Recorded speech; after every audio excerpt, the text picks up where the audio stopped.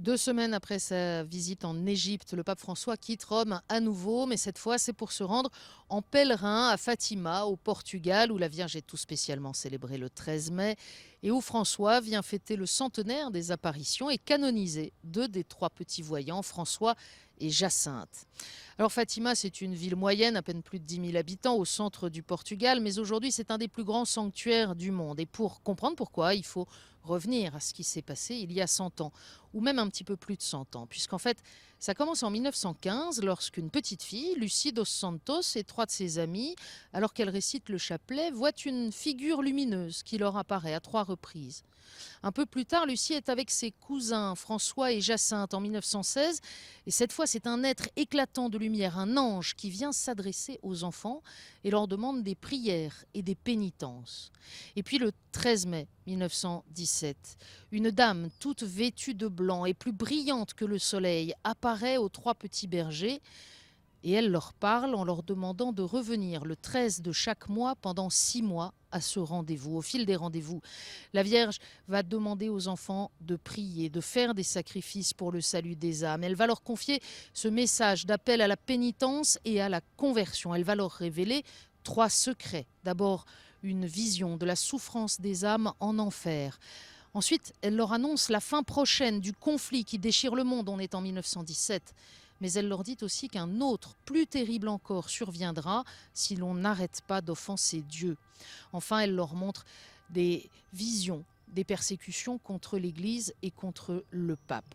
Les enfants viennent à ces rendez-vous, mais les curieux aussi, les fidèles et les croyants également. Il y a des dizaines de milliers de personnes en octobre 1917 qui n'entendent pas et ne voient pas ce que les enfants voient et entendent, mais qui assistent médusés à la danse du soleil, un phénomène inexpliqué qui va durer une dizaine de minutes. Alors François et Jacinthe, comme la Vierge le leur avait dit, vont mourir très peu de temps après les apparitions. Sœur Lucie, elle vivra longtemps, elle rentrera au Carmel et ne sera rappelée à Dieu qu'en 2005. L'Église va prendre très au sérieux le message de Fatima. Il est reconnu et les apparitions sont reconnues dès 1930. En 1942, le pape Pie XII confie le monde au cœur immaculé de Marie, qui avait demandé qu'on lui consacre la Russie. Les papes vont venir en pèlerin à Fatima, Paul VI en 1967 pour le cinquantenaire des apparitions, et puis bien sûr Jean-Paul II.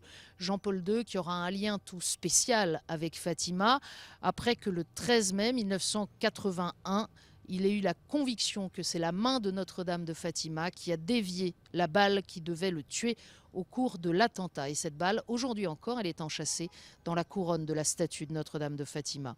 Benoît XVI aussi a une relation particulière avec Fatima, puisque comme cardinal préfet de la doctrine de la foi, c'est à lui que Jean-Paul II a confié le soin de révéler le 3e secret de Fatima en l'an 2000 et d'en donner l'explication, la lecture, le commentaire théologique. Les faits dont parlaient les visions de Fatima, explique le pape Benoît XVI, sont révolus. En revanche, le message de Fatima sur la manière de lutter contre le mal et la corruption par la pénitence et les sacrifices, l'appel à la conversion, cela demeure actuel. Et le pape François, lui aussi, aime Fatima. Il aime les lieux de dévotion, de piété populaire. Il l'écrit dans son encyclique La joie de l'évangile. Marcher ensemble vers un sanctuaire, c'est déjà un acte d'évangélisation.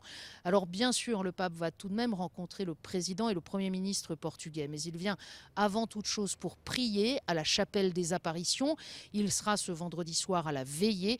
Et puis samedi, bien sûr, il va célébrer cette messe solennelle du centenaire des apparitions et de la canonisation de François et Jacinthe.